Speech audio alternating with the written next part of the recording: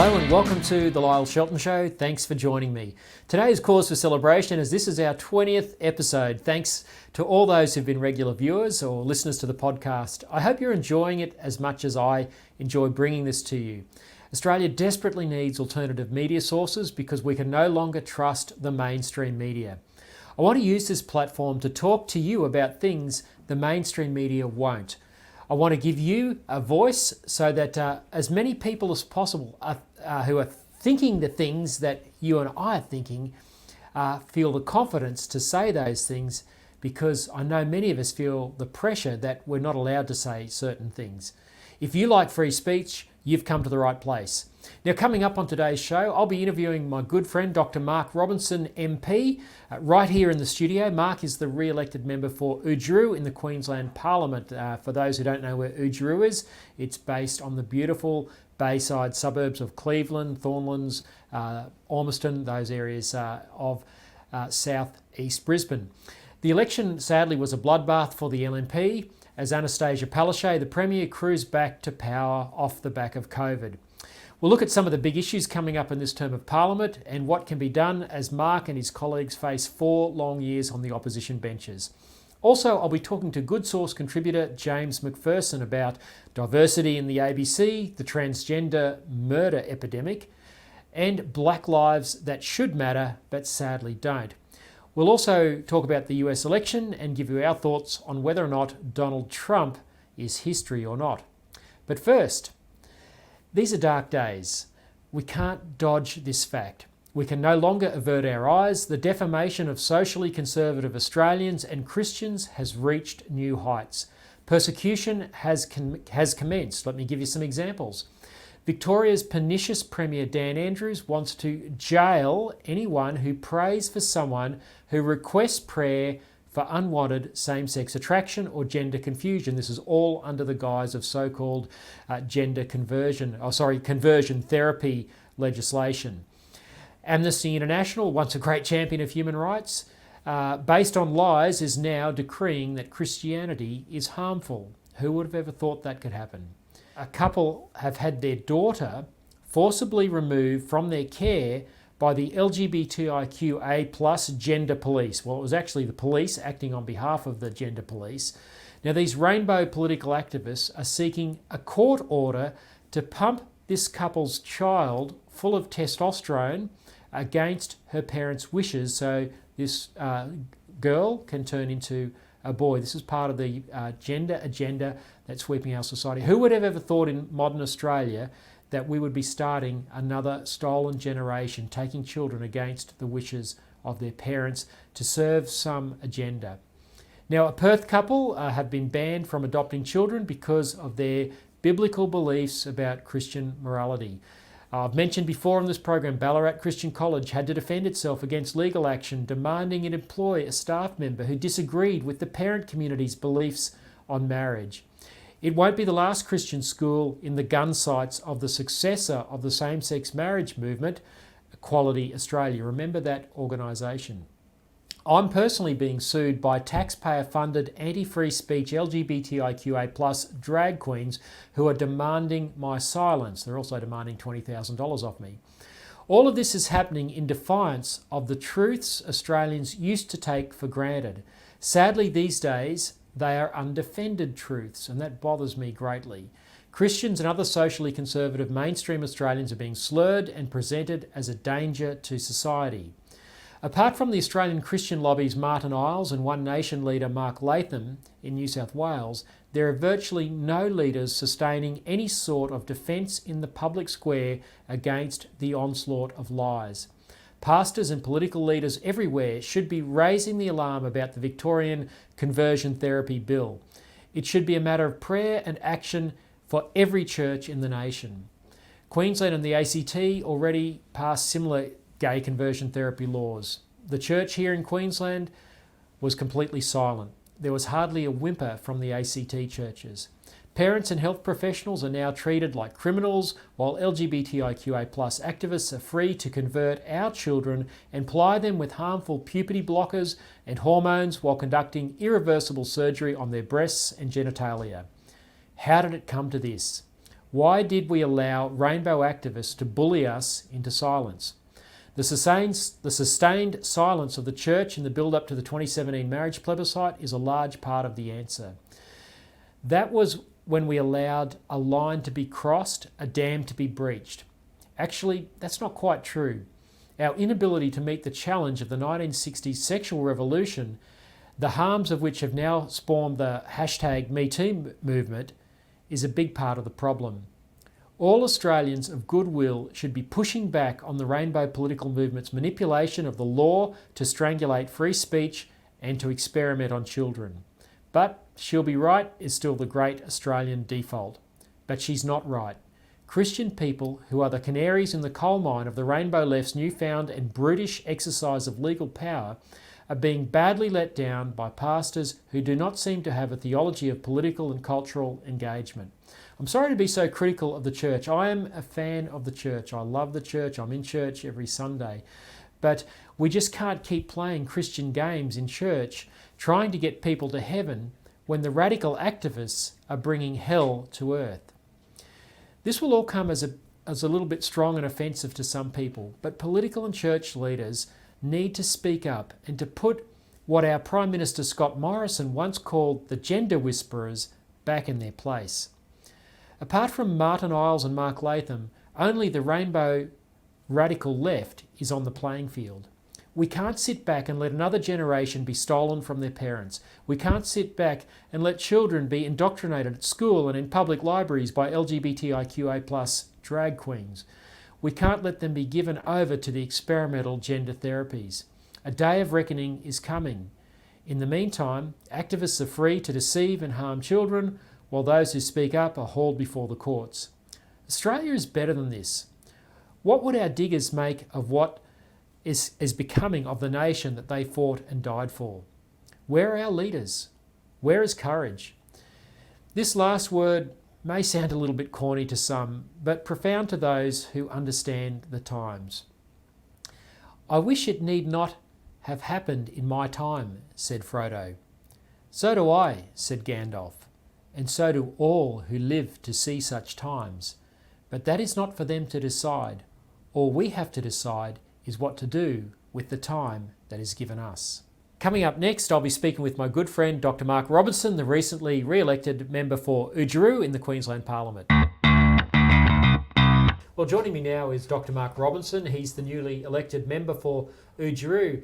And Mark's a good friend and a good friend of The Good Source and the program. Mark, welcome to the Lyle Shelton Show. Oh, great to be here on your program, Lyle. Mark, I really appreciate you coming in tonight and having this chat live, so to speak. You were re-elected. In what was a pretty disappointing election for the LNP this time around, but you've come out with a 4.5% margin. You've got the biggest margin of any LNP member of Parliament, of the Queensland Parliament, in the Greater Brisbane area. Now, you're a proud Christian. You're an amazing local member. I had the privilege of watching you firsthand. You know all your local issues, and obviously you're an incredible grassroots politician. That's why you've been returned. But you've never made any secret of the fact that you're a Christian. You've stood up for the values over the years, and yet there's this narrative that Christians and conservatives have to sort of hide their light under a bushel. What's your thoughts about that? And feel free to comment on the election too. Obviously, congratulations. Well, thank you, Lyle, and it's a pleasure to be on your show, and it's certainly a great honour to be re-elected for a fifth term now in the Queensland Parliament. And that's something that, as a Member of Parliament, I'm very beholden to and grateful for the everyday, Queenslanders who voted for me and supported me in the Cleveland area that I live in and ran again. Amazing part of the world, beautiful. You've got the most pristine electorate in the country, the beautiful Bay area, North Stradbroke Island. It's paradise. Yes, it's one of the few electorates that doubles in size at low tide. So but it's a beautiful part of Moreton Bay and North Stradbroke Island, and I consider myself very fortunate to have the opportunity to serve another term at the graces of the good people of the Cleveland area, and certainly as a praying Christian, I believe that God's favour and is an important part of that, and your sense of destiny and And I guess if you keep chipping away at it and you keep serving people, everyday normal people will vote for you. I think that's the story of my success. They will, and they've done that because you served them, as you said. And I had the privilege of seeing that firsthand, having done some part-time work in your office over a period of about 12 months, which I really appreciated and enjoyed. They were great times. No, they were great times, and you're a very good parliamentarian and a great local member. Oh, thank you.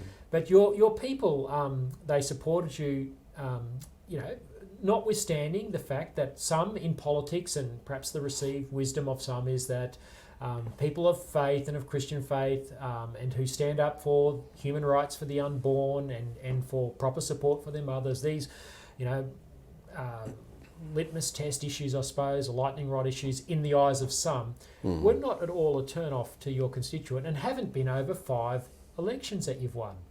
Well, look, Lyle, I'm told that people who are socially conservative like me are unelectable in greater city areas like Brisbane, Melbourne and Sydney, yet Queenslanders in Brisbane continue to support. You're sitting there on the biggest margin in the metro Brisbane area. So. Well, I think what it says is that if you work hard and you represent people across a wide section of lifestyle, and you ensure that you support people, families, and you do everything you can for them, that people will reward you. And I think ultimately, apart from the fact that there are big statewide swings and factors and currents in any election that's different, fundamentally, if you do those things, people will stick by you. And I'm very grateful for those opportunities to continue to serve.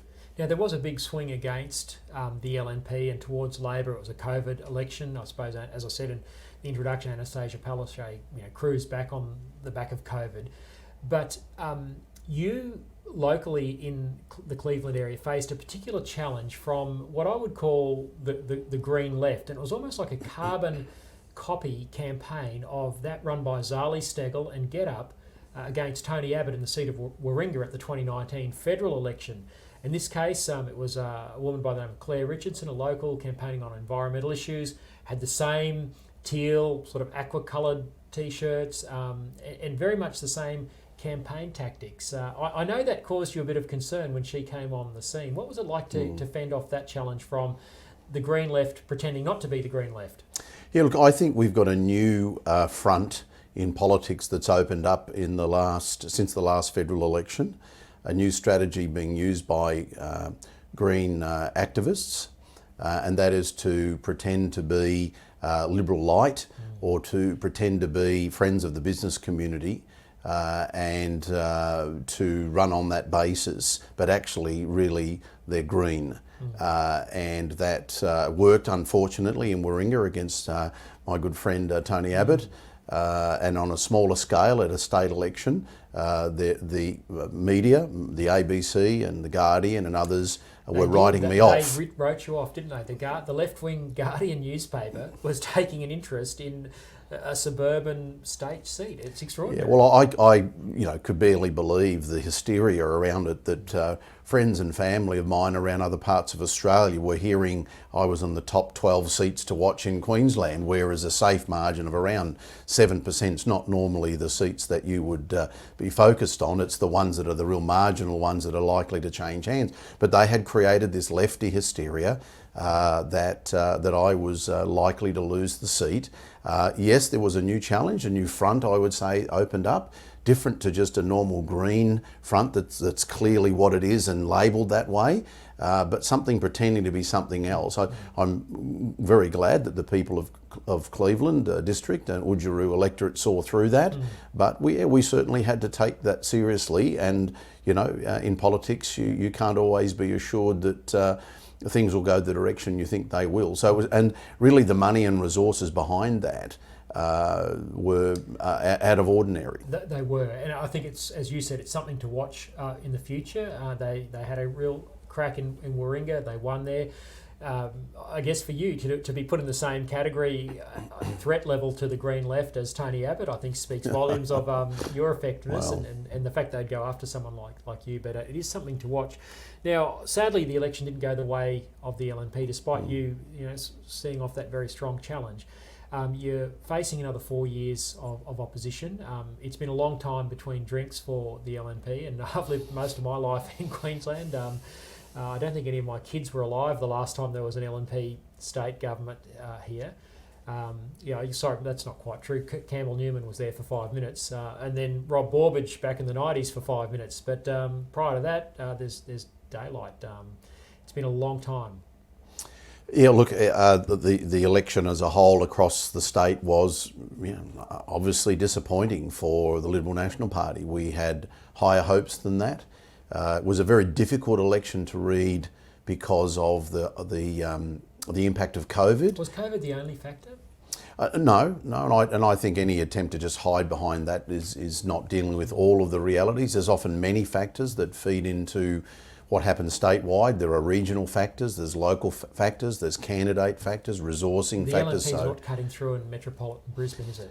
I think we struggled this election to cut through in city seats, suburban and inner city seats, and the party will do that analysis of that now and try to understand why.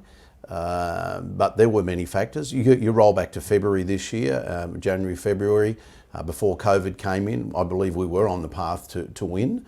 So certainly COVID was very unsettling. I think the way that the Premier took every opportunity with the oxygen she had, the media she had, took advantage of it. I think in one sense very unfairly created a scare campaign around it that scared a lot of seniors and vulnerable people. And I don't think that that's appropriate in modern politics. I think it was akin to the Mediscare federal campaign. Worked though, hasn't it? I mean, well, sadly, people seem to like being looked after by big government. Sadly, it scared enough people into changing their vote. Clearly, early in the year, they were voting LNP, and by the time we got to the election, some of those people enough had changed their mind, and they weren't. Do you think, we were talking about this off air before you came on, we think back to the days where the National Party was dominant in Queensland under the legendary Sir Joe Bjelke-Petersen. I don't believe he was corrupt at all, despite the narrative of the mainstream media. They've never proven any allegations of corruption. I've known Lady Flo and members of his family. They're wonderful people. But he was someone who, before Donald Trump, he was a Trump-like figure, but without the terrible character and barnacles, but just a straight shooter. And he didn't care what the ABC or the left thought. He would tell the truth. He built, I don't know how many coal-fired power stations. Now, this was before climate change became a thing. He built dams. He did what the state needed. He could see what needed to be done to develop and open up things. These days, it seems like politicians on both sides are beholden to the Green movement. They're fearful, they're tentative about doing anything. Do you think there's an appetite for leaders to actually lead and be willing to stare down the noise that comes from the left of the media and the left of politics? Look, I think political leadership in these times is a very tricky business. I think being a leader that can cut through into multiple markets, different regions, cut through in the city, but then also in rural and regional areas is probably a much more difficult task with the media today. Though, because the parties are overthinking it and there's too much professional sort of small target approach to campaigning, where perhaps people are looking for leadership and yeah, you're not going to win everyone over, but people will respect you whether they agree with you or disagree with you. And I think Joe had a lot of that respect. I think John Howard had that to a large degree. Certainly Donald Trump does. But those sort of leaders seem to be rare these days in modern politics. Yeah, look, I mean, people will discuss, and talk about what makes a good political leader today. I mean, I look at people like Scott Morrison. I think he's an exceptional leader. I think he showed during the federal election when he was expected to lose, and the media and the polls were saying that he was in trouble. I think he was a leader who cut through in different regions, different parts of Australia, different families, different lifestyles. but he held genuinely to his values, and I think people marked him up for that. He didn't hide his Christian values, and in fact, the day that he allowed, I remember he allowed the cameras to come in to see him attending a Pentecostal church service. I think some people might have said, oh, that wasn't really a wise move. Yet I think that actually people judge you about whether you seem to be authentic and real and genuine to what they think you look like. And I think that part of authenticity is really important in leadership today. I think people are being served more commonly, more generally, more hollow shells of people rather than real leaders who will be themselves and be genuine about their values. Politicians are being pushed into not talking about their values, and we're coming across as far more hollow and shallow. And I think, in my view, Scott Morrison said, well, I am what I am. There's my wife, there's my kids, there's my church, there's my values. And people judged him as the quiet Queenslanders, the quiet Australians judged him as real and genuine. I think that was part of his leadership. He was a holistic leader, not just a narrow economic narrative with a shallow nothing in the middle. And I think people saw what he was, and I think they liked what they saw. I think that's true, and I think they're looking to see more of that. And I guess time will tell as he goes on. And we certainly want him to become a successful leader, and it certainly appears that he is. He's done well through the COVID crisis as well. David Crucifeli, he's the new state leader of the LNP. Deb Frecklington has stood down. Tim Mander, the deputy leader, as well. David Janetsky from my old hometown of Toowoomba is the new deputy. What's David Crucifeli like? You know him well, and I've had the privilege of meeting him through you. But tell our viewers what sort of a leader can we expect David Crucifeli to be over the next 4 years, and does he have what it takes to be the next Premier of Queensland? Look, I think we start, and I've got to know David over the years as colleagues together, and particularly the last 2 years, got to know him better in his front bench roles that he had in tourism and environment, and that brought him into my area quite a lot. Those areas, portfolios are very important in my electorate. And I got to see firsthand David in the way that he related to people, the work in media that he did, the cut through that he got. And what I saw and what I see is someone who's a well-rounded leader. I think somebody who cuts through in both the city and in regional Queensland, which is something that's really important. He was the deputy mayor and a councillor in Townsville before being a member of state parliament in Townsville area. He's now based on the Gold Coast.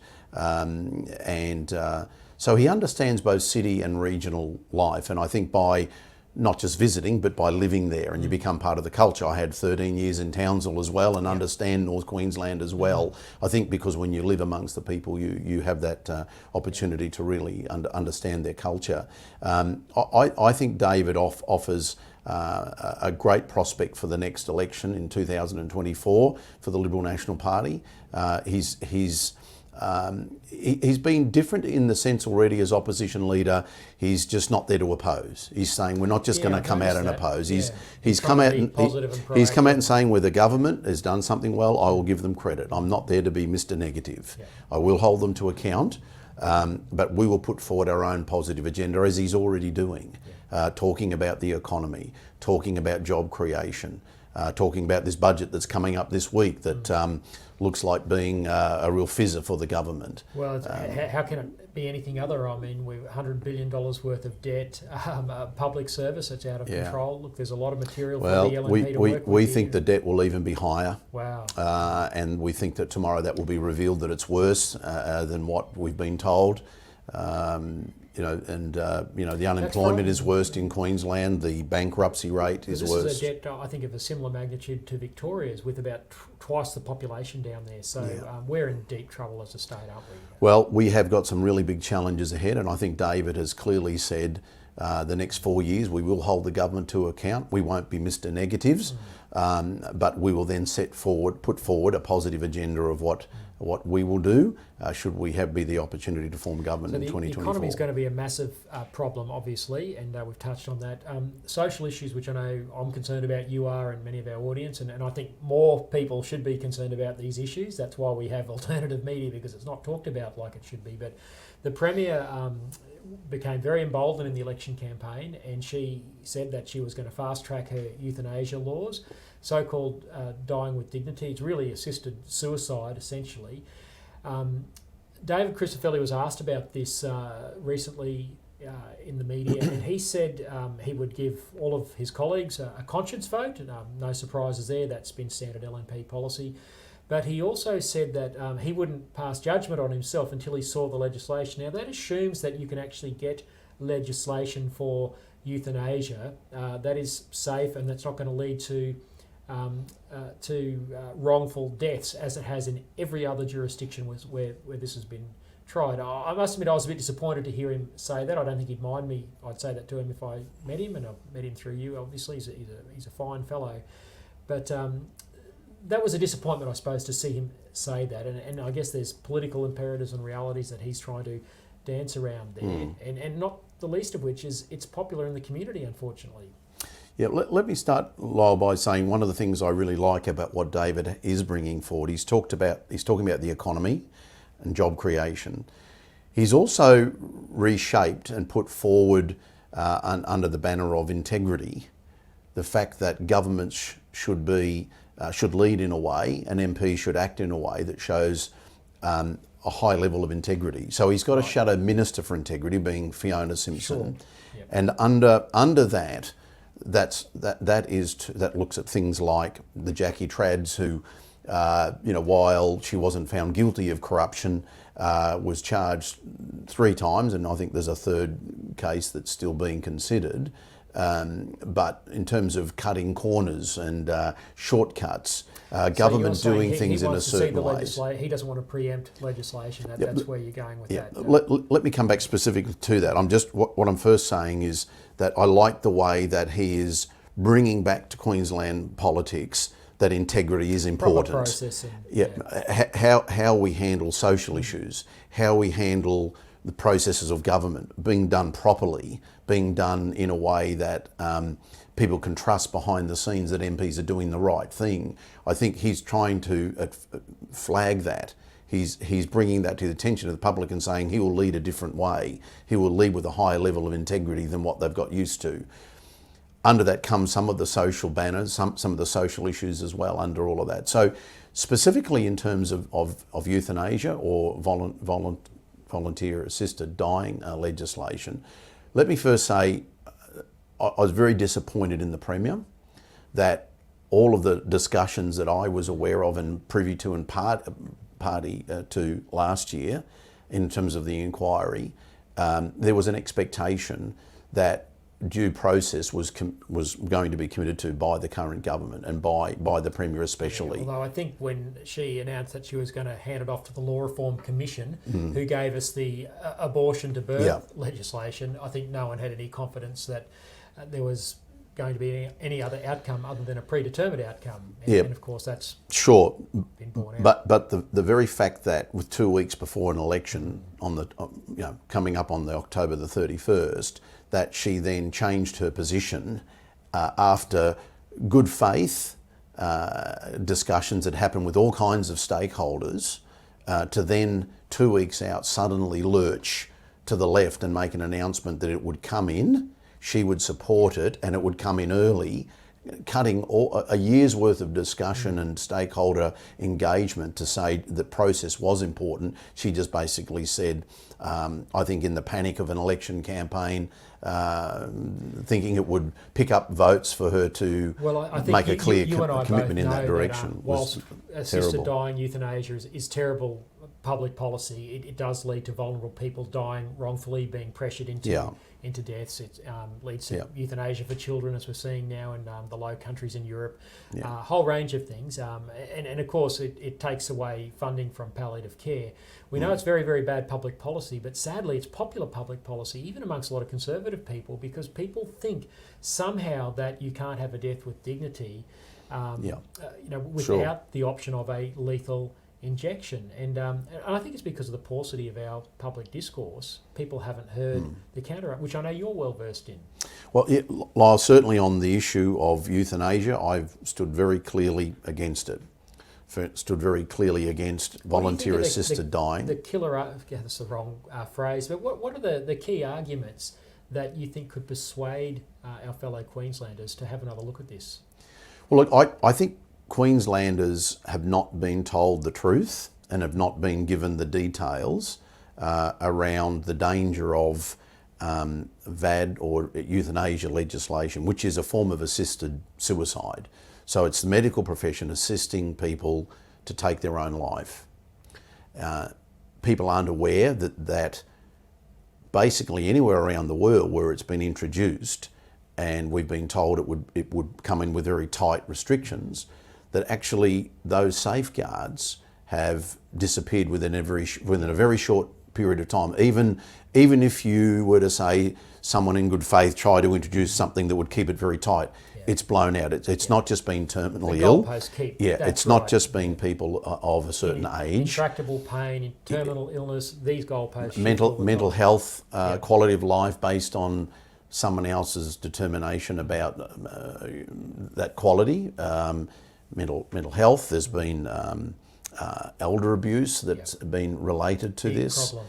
Suicide rates haven't come down, where they've said, well, this would bring suicide rates down and bad deaths down. So anywhere where it has been introduced, whether parts of Europe, Canada, other parts of the world, it hasn't achieved the things nor brought the safeguards people said it would. It's resulted in people involuntarily being euthanized, so not just voluntary, but it's turned into involuntary. It's something that happens where generally there's not sufficient investment in palliative care. So in Victoria, Palliative Care Victoria said that there were around about 10,000 deaths in Victoria where there was not sufficient palliative care, or no to negligible palliative care. The answer, in my view, is better care. And that's the LNP's policy. If I can say, Lyle, that is the LNP's policy by resolution of our state council, where hundreds of delegates come together and we discuss at state convention, many more hundreds. Our policy is, by vote of the LNP membership, is that we would not support voluntary assisted dying legislation. So I think it's very important for every member of the LNP, every MP, that they consider what the party's position is. Because I think a lot of people wouldn't know that that's the party's position, and again, because of the paucity of the public discourse. This is going to be a huge issue. I think we're probably going to see a disappointing outcome. I mean, I don't like to be defeatist. I think we need to fight it, and we need to try and persuade our fellow Queenslanders and the parliamentarians, but the reality is the numbers are against us in the parliament. There will be some from the LNP side who go and support Labor and the Greens, unfortunately. And even if they didn't, it's still an issue that's probably going to be lost badly, and we're going to cross a terrible threshold as a state sometime early in the new year. It's certainly something both major parties have said will be a conscience vote. Life and death matters in the LNP are a conscience vote. The question will be, I think on the ALP side, whether those who do have concerns around voluntary assisted dying or euthanasia, whether they'll be free in their conscience vote. And we saw around the abortion legislation that sadly under Jackie Trad, when she was the Deputy Premier, that we know that a lot of pressure was placed on Labor members, and good Labor members, some that you would probably have expected to have voted against that legislation didn't. And I don't want to judge them, but I'll simply say I believe they were put under a lot of pressure about their future. Pre-selections were I'll just put it in those terms. And it showed that Labor doesn't really have a conscience vote. I've come to the view that a Labor Party conscience vote is meaningless.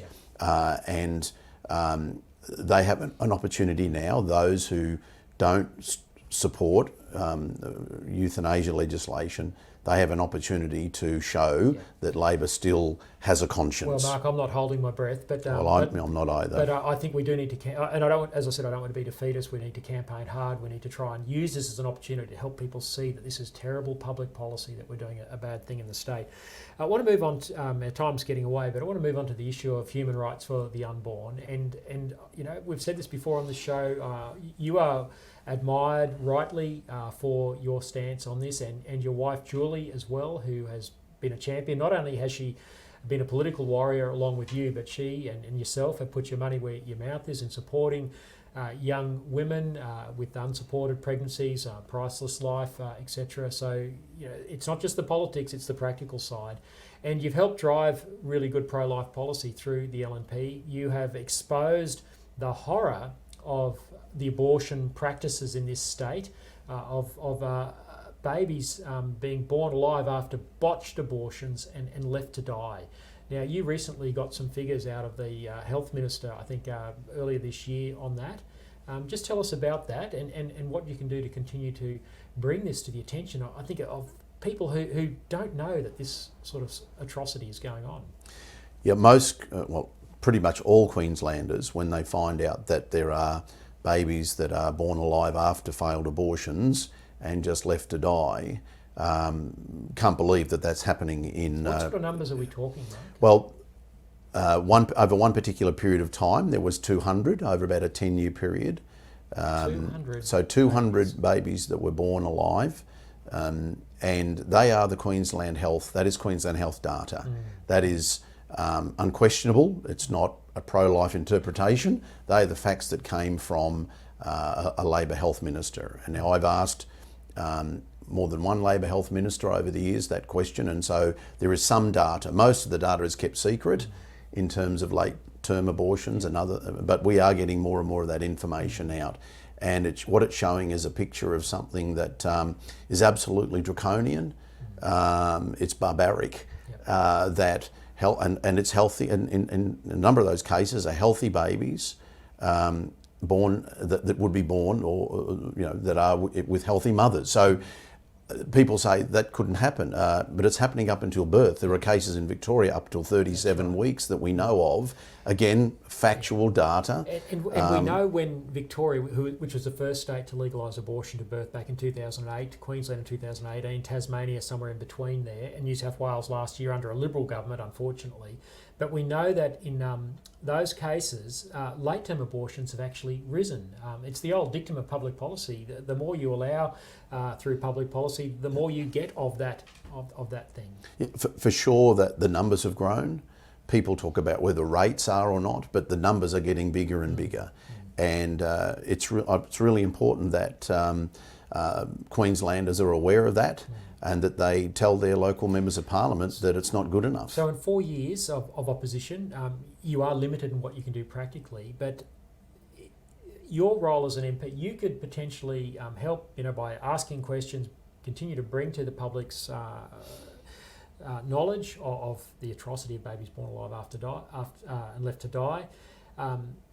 Another key aspect of the abortion legislation is that there's no protection for women against coercion by men. Now, you and I have both met women and heard them speak at various pro-life functions, often in tears, about how a man pressured them to have an abortion. And I know that amendments to stop that were rejected when the Queensland legislation went through, and also when the New South Wales legislation went through. This is how callous abortion ideology is by those who are proponents of it. Well, it's true again, sadly, Lyle, that every week in Brisbane and in Queensland, young Queensland pregnant mums are being forced into unwanted abortions.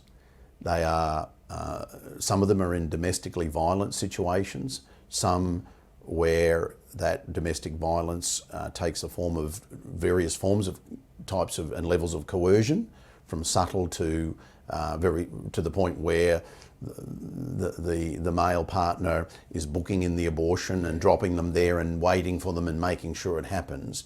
Now that should not be allowed. That is absolutely domestic violence and coercion what did under the any Labor Party definition. say when that was put to them when this legislation was going through? Well, they're silent on this matter. They don't put their fingers in their ear and pretend it doesn't happen. It seems to me that they and other groups that I won't particularly name that stand up for women in domestic violence situations turn a blind eye to women who are being forced into abortions they don't want to have. Now, we know they are happening because we know that counsellors and other support workers and social workers right at the coalface have women coming to them post-abortive and telling them their stories. Yeah. It was admitted to also as part of the an event at the Queensland Parliament. It was admitted to by abortion providers that domestic violence is occurring and that they're aware of it at the time when they advise for the women to go ahead with the abortion. They're just doing nothing about it. And I believe that this whole area has to have the spotlight on it and people brought into account for it. So we have got opportunities coming up in the sense that domestic violence legislation will come back before the Queensland Parliament again. So we'll see whether people really are serious about it or whether it's a political version of domestic violence. One final issue to touch on, Mark, before we let you go. This whole gender agenda. Last year, the Minister for Child Protection, Yvette Darth, introduced compulsory gender-fluid indoctrination of children in all Queensland state schools. I mean, I've gone online, looked at the so-called respectful relationship resources. Questions are asked of children, people are born, male or female, true or false. Now, there's one answer to that, and it's not that gender is binary. This is, quite insidious stuff. As I said in my editorial, we've now seen a family have their child taken from them because they were seeking an alternative professional approach for a troubled child, and yet the Rainbow Gender Police, as I call them, removed that child, 15-year-old, from their mum and dad, and now they're seeking a court order to have that child plied with testosterone so that girl can become a boy. This is the sort of stuff that's going on, and hardly anyone is speaking about it. What can be done to further, highlight this? Because I just don't believe that mainstream Australians and mainstream Queenslanders buy this gender fluid nonsense, which is so harmful. There's irreversible treatments that go with it. The world's gone nuts. Well, look, I think coming back to something I said earlier about quiet Queenslanders or quiet Australians, I think the average everyday person believes that there's two genders, male and female. I think that in cases where some transgender people go through a period of confusion, gender confusion, that what we need to do is be aware of the research that says once they go through the puberty and go through one thing for an adult to make a choice, but we're now guiding and leading children. We've got an epidemic now. I think it's turning up these gender I think it becomes far worse when you talk about things being done by force by authorities to children against the will of parents. I think that's very dangerous ground to be on, and I think the research that the left shows don't believe that our children belong to the parents. They believe children belong to the state, don't they? Well, I think it's very dangerous when you start overriding the authority of parents, and I think we are starting to see in a whole range of areas where parents are being taken out of the equation, and that's something that absolutely needs to be addressed. And I think the research showing that children, when allowed to go, even though some may have some confusion in their teenage years, that once they've gone through the process of puberty and the hormones have gone through the system, they understand who they are in the majority of cases, vast majority, 80 or 90%. at the end. So I think we have to be very, very careful when governments allow medical authorities, against the wishes of parents particularly, to intervene at a very early time. It's not just the medical authorities, it's the education curriculum telling them that gender is fluid from a very early age. And that's part of the Queensland education curriculum. I think it's very dangerous.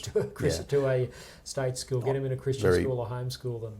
Very dangerous, very dangerous. The flow-on effect of when we legislate it shows the role of politicians, which is very important, that they might feel they're legislating for something and it flows on right through the education system and becomes what's taught as the norm as opposed to what's the exception. And I think we have to be very, very careful in those areas. So Mark, finally, and your clarity in these issues is so appreciated by people like myself and I know our audience. 4 years, long time in opposition. How are you feeling about, this your fifth term in Parliament? You're one of the statesmen in the Parliament. What do you feel you can achieve in this time, and what do you sense that God's put on your heart for the next few years?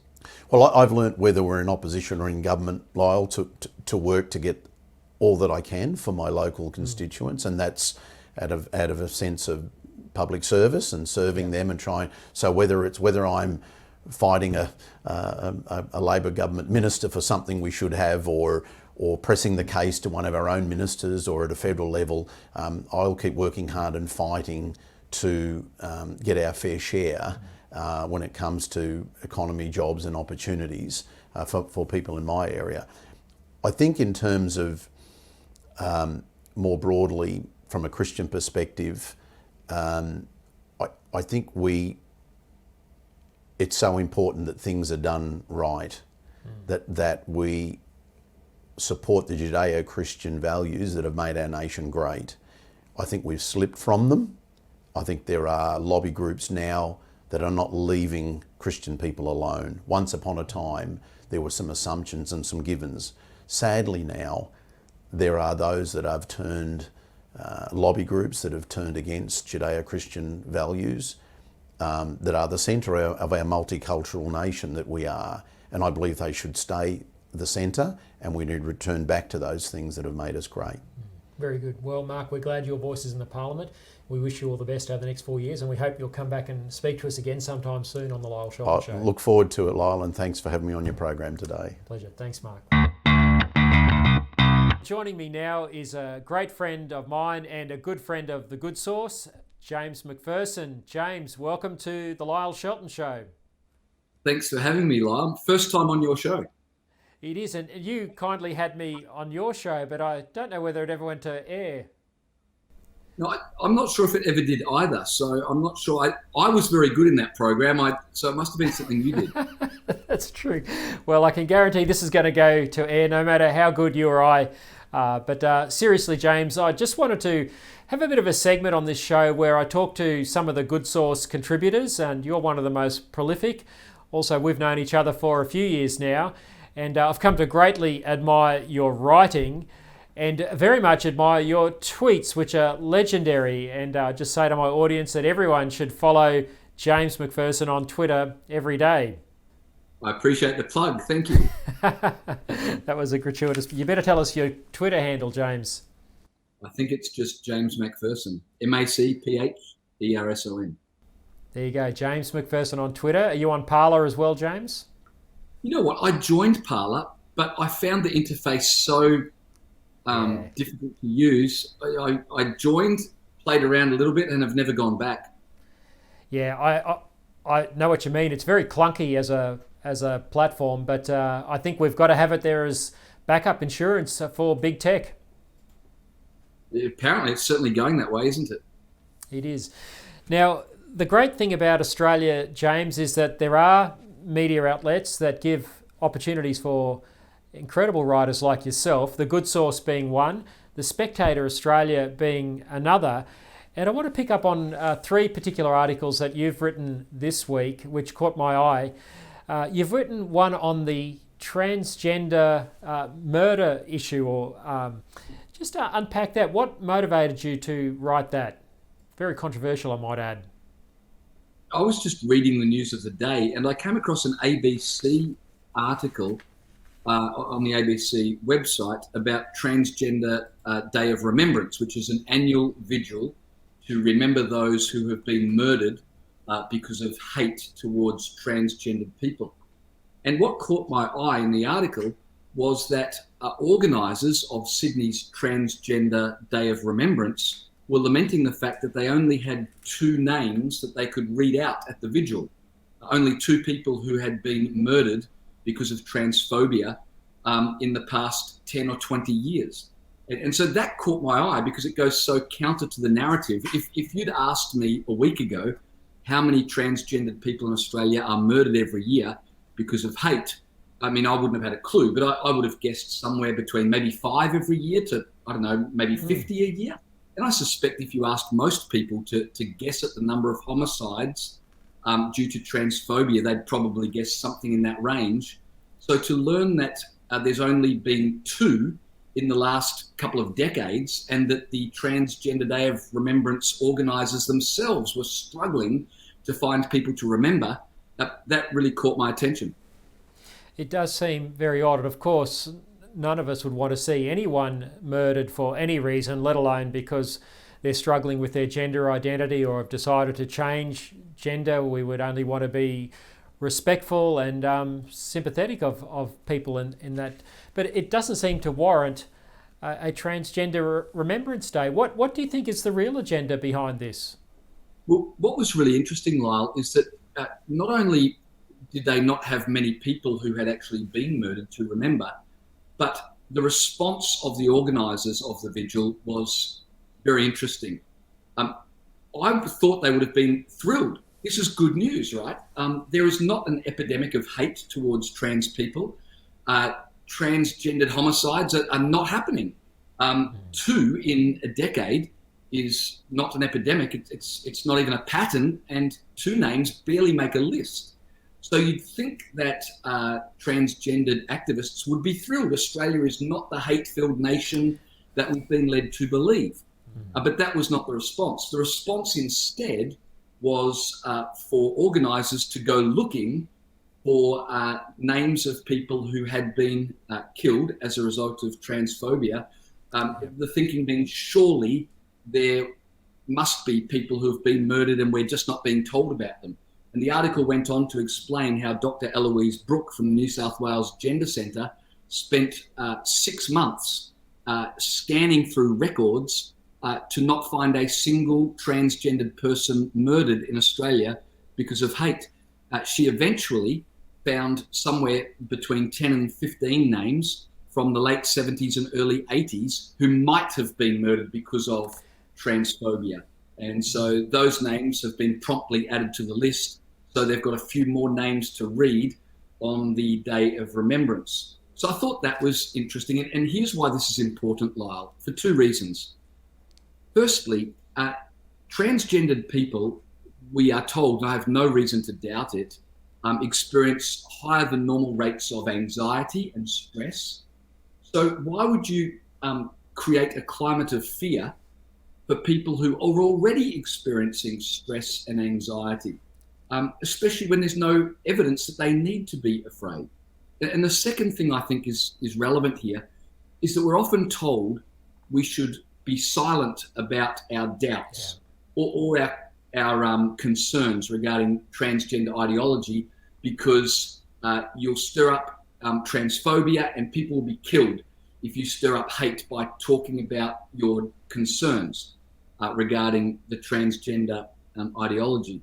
And it's a very effective way of silencing people because, as you said, none of us want anybody to be hurt, much less murdered, because of any decision they make in life.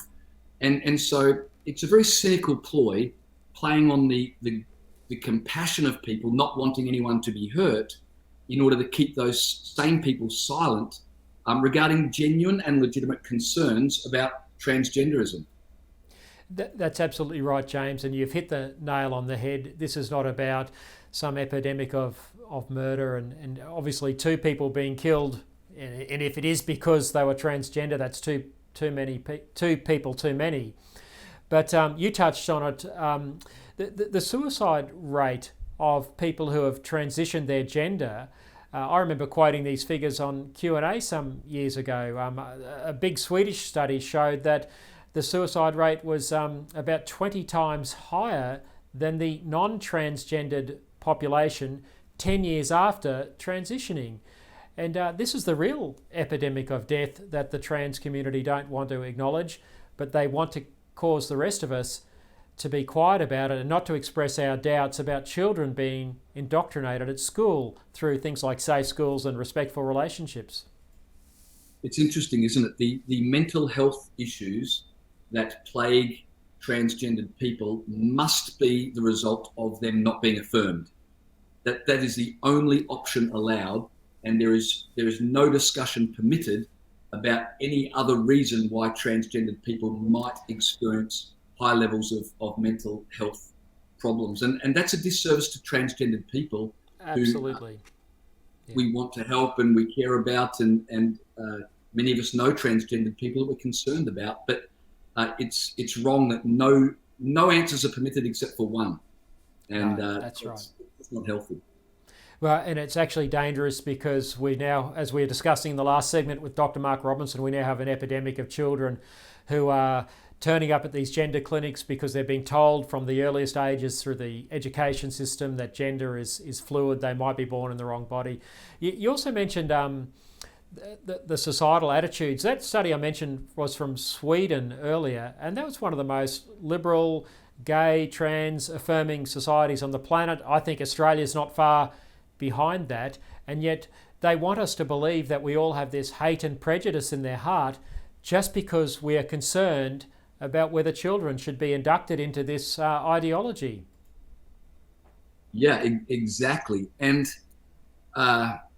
look, we're living in a culture where there's a lot of invested in being a victim, and a lot of people seem to have a reason to want to assume or imagine that everybody is against them. But as you say, there's probably no better country in the world to be LGBTQI than Australia. So this idea that Australia is full of transphobes who, the moment anyone expresses concern or doubt about the transgender ideology, a mob is going to be stirred up to rage against the nearest transgendered person. It's just not true. It's a real problem. The other issue of identity politics that you've written about this week, James, has to do with Indigenous violence. And we keep hearing about Black Lives Matters. Our cricketers have supported the Black Lives Matters movement, which is a radical Marxist movement out of America.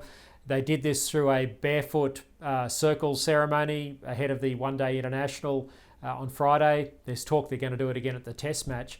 But you've written quite eloquently about the real issue of violence in black communities, and it's not what we're made to think. Well, it was interesting. The Diversity Council of Australia tweeted during last week that statistics show First Nations women experience higher rates of family violence, but this is due to complex reasons stemming from colonisation. Now, the first part of their tweet is absolutely correct. Indigenous women do tragically experience much higher rates of domestic violence. In fact, one study I read, and numbers of studies support this, it's about 32 times more likely to experience domestic violence as an Indigenous woman than as a non-Indigenous, 32 times more likely to experience domestic violence. So the first part of the tweet was true, but the second part of the tweet, saying that, the issues are complex, but Captain Cook, is not only quite funny that the Diversity Council of Australia would imagine that problems being experienced by Indigenous men in 2020 are the fault of white men from 1788, but it's also just wrong because it means that domestic violence will never be stopped if you continue to blame events from 200 years ago rather than encourage people to exercise responsibility today. This is the racism of low expectations, where if an Indigenous man beats a woman, well, there are historical reasons for him acting that way and it's not his fault. Whereas if I beat my wife, everybody believes I'm able to take responsibility. It's the racism of low expectations, and it's outrageous that the Diversity Council of Australia would blame domestic violence on colonisation. Yeah, it's unbelievable. This whole push to try and make us all feel like there's some inherent latent racism in our hearts that must somehow be atoned for through barefoot circles at the cricket. It's just counterproductive. It's not dealing with the real issues, which is the violence that's in those communities. It's a little bit of a case of never fix the patient, so you've always got a patient to fix. And I think this is often what happens, that there are symbolic things that are done. I mean, the Australian cricket team will stand in a circle barefoot to make not one scrap of difference to any Aboriginal life in Australia, and yet everyone will applaud and say, isn't that wonderful? But what did it actually do? It did nothing but make a bunch of cricketers feel woke and feel, virtuous. Meanwhile, Indigenous lives and Indigenous communities continue to suffer because we're not actually addressing the issue. Yeah, no, it's a real shame. You talk about diversity and... Sorry, Lyle, James. When I write about these things, my concern is not white people are being blamed. My concern is that Indigenous lives and Indigenous women continue to suffer because the real issue is not being addressed. So I think it's important to make well that said. We're not trying to defend white people. We're trying to help Indigenous people who are suffering and being abused by saying, hey, let's talk about what's actually happening, and let's believe that people are able to be responsible for their own behaviour, and let's encourage that, and we might change something. But standing around in a circle or lamenting events from 200 years ago and saying that, well, Indigenous people aren't autonomous because, of historical events, that changes nothing, and that's why it's wrong. Yeah, no, absolutely. Look, none of us would want to whitewash or sweep under the carpet injustices that did occur in the past. But I think similarly we've got to acknowledge that there are unjust aspects of Aboriginal culture, and it was a violent culture prior to Captain Cook arriving. And sadly, some of this violence in the culture has continued to this day. And accusing white people of racism or making us feel guilty doesn't help us do what we want to do, and that is to see our Indigenous brothers and sisters do well and to move out of these areas of poverty and disadvantage. I'm not sure that any woman who's a victim of domestic violence has been helped by renaming coon cheese or Redskins or a bunch of cricketers standing in a circle. I would love to hear of a woman whose life has been changed by those tokenistic gestures, but a lot of woke people have felt very good about themselves, and that's disgusting, to be honest. It is. And now, speaking of diversity, the other article you wrote this week was about diversity in our $1 billion a year taxpayer-funded ABC. I saw some of those news articles. I think the gist of it was there might be diversity of gender and race in the ABC, and that's all wonderful, but there's very little diversity in ideology. Well, the former Race Discrimination Commissioner, Tim Thomason. You've pulled that off very well, James. I didn't even want to try and pronounce his name. Well, he gets very upset if you mispronounce his name. That's actually racism, he has said, because you're not making an effort. So I'm trying very hard to not be racist by pronouncing his name correctly. But for the rest of the discussion, we'll just say Tim, because it is a difficult name to pronounce. But Tim has stepped away from being the Race Discrimination Commissioner and seems to be suffering some sort of relevance deprivation syndrome, much like Turnbull or Rudd. And so he tweeted last week a photograph of white ABC presenters and wrote above the photograph, "A long way to go before we see diversity on screen." And I think he makes a good point. There'll be no diversity on the ABC until journalists of every shade are presenting news from a far left-leaning perspective. It's difficult to defend the ABC against political bias when everybody is fair-skinned. They have as part of their charter the necessity for balanced reporting, But how can you have balanced reporting when everybody is of European descent? It's important that Australians get to hear views or have views from every side. So we need to be able to view Asians, view Islanders, view South Americans, view Africans, all saying the same left-wing things. And so I think Tim Soutphommasson would like the ABC to be like a packet of M&Ms. Lots of different colours, all the same flavour. Very well put, James. It's interesting, Ida Buttrose, the chairman of the ABC, or chairwoman, chairperson, she gave a speech to the Ramsay Centre for Western Civilization recently where she tried to say that the ABC is under attack from both the left and the right. She said there's many left-wing people who are critical of the ABC. Can you think of any, James? Well, actually, on Twitter, there's a lot of left-wing people who are critical of the ABC. That it's not left enough? Exactly. But as you say, I think it's far left people complaining that the ABC is only left rather than far left. Anyway, name one James, presenter on the ABC for me.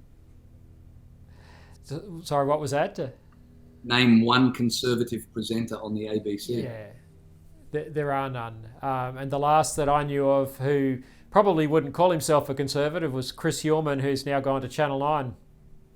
Yeah, Chris Uhlmann is a great journalist. I love his writing, and he was a big loss for the ABC. Yeah, he's someone of integrity who follows the evidence, and I think we need more of that in journalism. But James, just to close things off now, I can't go through an episode of the Lyle Shelton Show in these times without commenting on US politics. I'm sure you're following the election over there.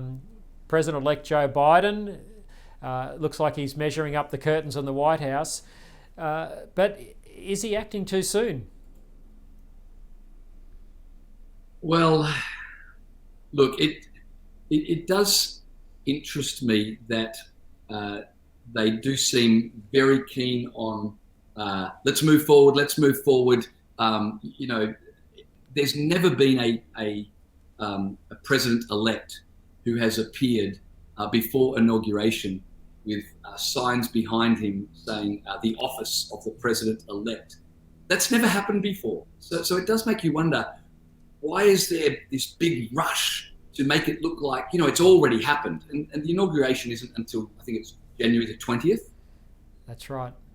But the media and the Democrats have got this full head of steam. It almost makes you think they're trying to create this environment where even if there are a few abnormalities, a few issues of voter fraud, a suspicion that maybe something went awry, well, it's kind of too late now because he's already in the White House and he's already getting on with business. So let's just move on. And it does make you wonder.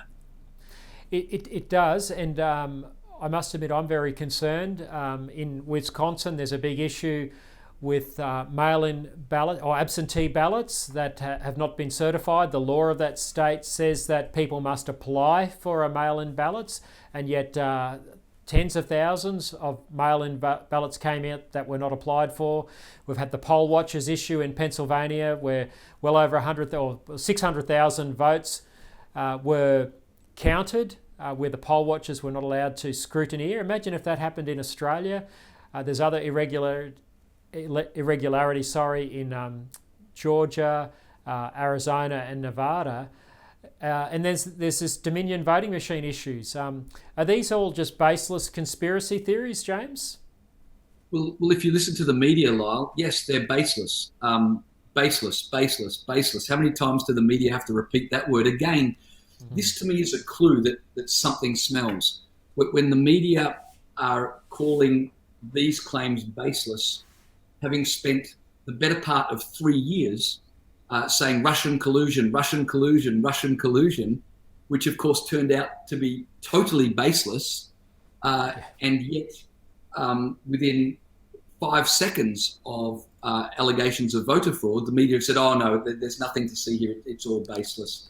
Clearly, there are issues that need to be investigated, and America, as a wonderful democracy, has an appropriate way of investigating claims of voter fraud through the courts. Now, Donald Trump, as is his right, is going through the courts to claim or make his claims, and he should be given the ability to do that without the media prejudicing everybody's minds concerning those claims. I do not know how the media can use the adjective baseless when these claims have yet to be tested in a court of law. That's exactly right. It's just a truth deficit. Not only have they making those baseless claims about the allegations being baseless when they haven't even checked whether or not they are baseless. I'm trying to channel James Macpherson there. But the demonisation of the key players in the Trump campaign, take for instance Mayor Rudy Giuliani, who was the Mayor of New York City during 9/11. This is the guy who prosecuted the mafia bosses at threat of his very life. He's a very substantial American hero. And yet all they do is worry about the hair dye running down his face. He held a press conference at a landscaping venue next to an adult entertainment store. So they go for all this sort of peripheral stuff, and yet if you go to alternative media and actually listen to what he's saying or read the briefs that he's filed in court, you realise this man is a substantial figure. He's no dill, but he's being demonised and made to look like the village idiot. This really disturbs me that the mainstream media make such a concerted effort to destroy the reputation of someone who is in good standing. Lyle, I watched Channel 10 News, much to my regret and shame, so this is something of a confession. But I watched Channel 10 News, and all I learned about that press conference, which went for about 90 minutes. This is the Giuliani press conference where he the one with Sidney Powell. Yes, and all I learned was that Rudy's hair dye ran. That was all I learned. I had to go search for the press conference myself, find it online and listen to it to find out what was actually said. And when I listened to the entire press conference, I was astonished that these claims are being made. If there's any truth to them, this is the biggest story of our lifetimes. And what really amazes me is that there's barely a journalist in America, let alone Australia, who demonstrates even the remotest curiosity about these claims. Now I worked as a journalist, and every journalist dreams of breaking some big story where you uncover some major scandal, and yet the incuriosity of the media is only slightly bigger than the allegations. It's scandalous. I mean, these journalists are being spoon-fed information. Now, they can investigate it, they can dismiss it if they think that there's nothing to it, but they won't even take a look at it. As you say, they are completely incurious.